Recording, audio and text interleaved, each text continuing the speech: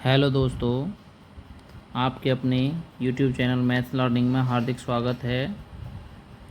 और आज हम इसमें टॉपिक स्टार्ट कर रहे हैं आपका LCM एंड HCF। सिंप्लीफिकेशन की कुछ सीरीज़ मैंने पहले डाल रखी है, आप वो भी देख सकते हो। चलिए, तो आज हम LCM और HCF के बारे में पढ़ेंगे। ठीक है, LCM होता है लोएस्ट कॉमन मल्टीपल, HCF होता है जी हाईएस्ट कॉमन फैक्टर।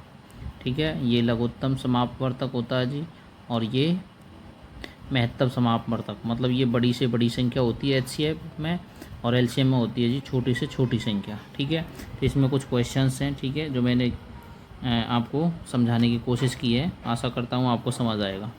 देखिए जी, पहला क्वेश्चन दे रखा जी, वह न्यूनतम संख्या क्या है जिसे 4, 6, 8, 12 और 16 से भाग देने पर प्रत्येक स्थिति में 2 शेष बच जाए। मतलब इन सभी संख्याओं से भाग देने पर 2 शेष बचे। ठीक है, तो उसके लिए हमने क्या किया जी, इनका ले लिया सभी का LCM।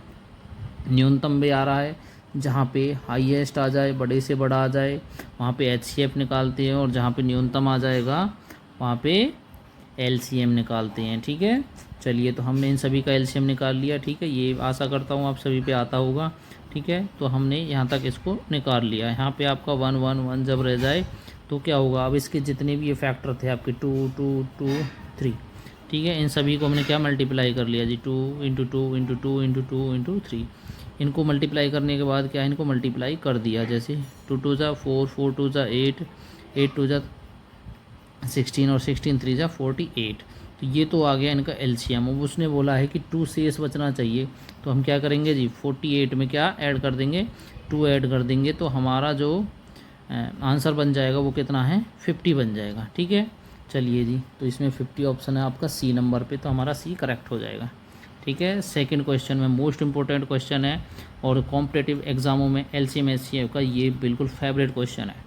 ठीक है, उसमें देखते हैं छात्रों की अधिकतम संख्या। अब देखो, अधिकतम पूछ लिया, और ऊपर वाले में क्या है, न्यूनतम पूछा था, तो हमने LCM निकाला था, और यहाँ पे अधिकतम पूछा है तो हम क्या निकालेंगे जी, HCF निकाल देंगे, जैसे यहीं से हमें पता चल गया। ठीक है, तो संख्या ज्ञात करें कि जिनके बीच 1001 कलम तथा 910 पेंसिलों को इस तरह बांटा जाता है कि प्रत्येक छात्र को बराबर संख्या में कलम तथा बराबर संख्या में पेंसिल प्राप्त हो। ठीक है, तो मतलब 1001 कलम है और 910 पेंसिल है, तो ठीक है, तो भैया कक्षा में उनको क्या है, बराबर संख्या में पेंसिल और कलम मिल जाए। ठीक है, और ये सारे के सारे क्वेश्चन CGL में आए हुए क्वेश्चन हैं। ठीक है, जो हर किसी के लिए इम्पोर्टेंट है भाई। ठीक है, हर किसी एग्ज़ाम के लिए।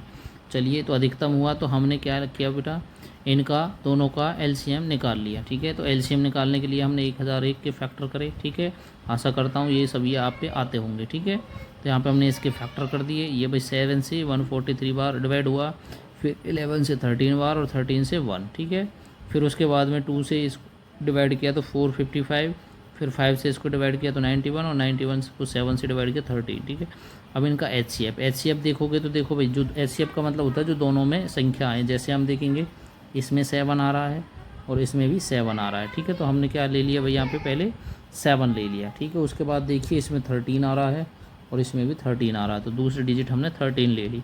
इसके अलावा दोनों में और एक जैसी डिजिट नहीं है। ठीक है, तो हमने क्या किया, इन दोनों डिजिट को लेके क्या कर दिया जी, इनकी मल्टीप्लाई, और यही हमारा नंबर है। ठीक है, तो हर कक्षा में 91 आपकी पेंसिल होंगे, 91 आपकी कलम होंगी, और हर स्टूडेंट को मिल जाएंगे। ठीक है, तो ये आपका आंसर होगा।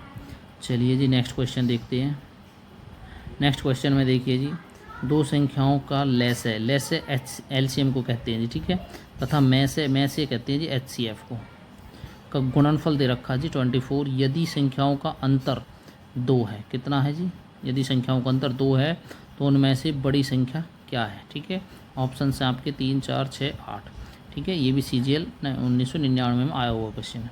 ठीक है, तो हमने भाई दो संख्या मान लीजिए M × N। ठीक है, और वो उनका जो गुणनफल आ रहा है वो कितना, 24, और दो ही संख्या, उनका अंतर ले लिया हमने, कितना अंतर ले लिया हमने, 2। ठीक है, अब यहाँ पे देखो भाई, 24 किसको मल्टीप्लाई करके आ सकता है जी, 6 × 4, 6 चौक 24। ठीक है जी, और 6 में से 4 को घटाएंगे तो इनका अंतर भी कितना है, 2। तो उनमें से बड़ी संख्या पूछी है, और इन 4 और 6 में से बड़ी संख्या कौन सी है हमारी, 6। ठीक है, तो 6 ही हमारा आंसर हो जाएगा। इसका मतलब ऑप्शन नंबर C सही है। ठीक है, और ऊपर वाले में नहीं लगाया, ऑप्शन नंबर ए सही है। ठीक है, चलिए जी नेक्स्ट क्वेश्चन।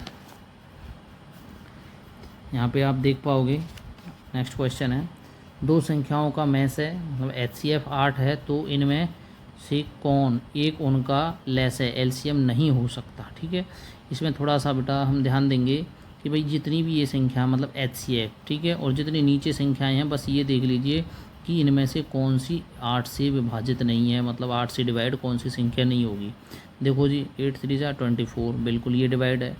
8 6 जा 48, ये भी डिवाइड है। और 8 7 जा 56, ये भी डिवाइड है। मतलब इसका 8 में से इनका LCM कौन सी संख्या नहीं हो सकती जी, 60 नहीं हो सकती, क्योंकि 8 से ये डिविजिबल नहीं है। ठीक है, LCM का मतलब HCF का मतलब है वो उससे भाग हो जाएगी। ठीक है, तो ये आपका ऑप्शन नंबर डी सही हो जाएगा। ठीक है, नेक्स्ट क्वेश्चन पे देखते हैं जी। चलिए, इसमें दे रखी संख्या 28 एंड 42 का लेस है, मतलब LCM तथा में से HCF का अनुपात क्या है, रेशो क्या है जी। ठीक है, और ये CGL 2000 में आया हुआ क्वेश्चन है। ठीक है, तो हमने क्या किया जी, इनका LCM निकाल लिया 28 का और 42 का। ठीक है, इनका LCM आ गया जी ये।